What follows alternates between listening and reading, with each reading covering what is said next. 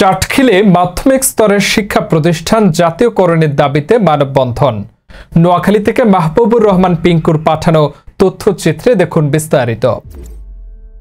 নোয়াখালীর চাটখিলে উপজেলায় বেসরকারি মাধ্যমিক শিক্ষা প্রতিষ্ঠান জাতীয়করণের পূর্ব পর্যন্ত শিক্ষা প্রশাসনের বিভিন্ন পদে সরকারি স্কুলের শিক্ষকদের পদায়ন বন্ধ রাখা ও শিক্ষা সংস্কার কমিশন গঠনের দাবিতে মানববন্ধন করেছে উপজেলা মাধ্যমিক স্তরের সকল শিক্ষকবৃন্দ।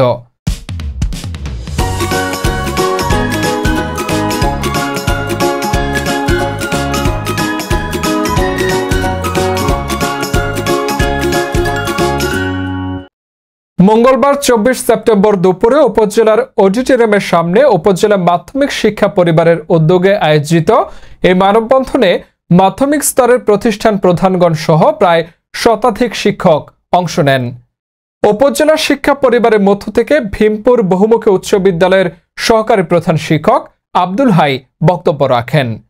পরে মানববন্ধন শেষে উপজেলা নির্বাহী অফিসারের কাছে মাননীয় শিক্ষা উপদেষ্টা বরাবর লিখিত স্মারকলিপি পেশ করেন শিক্ষকরা।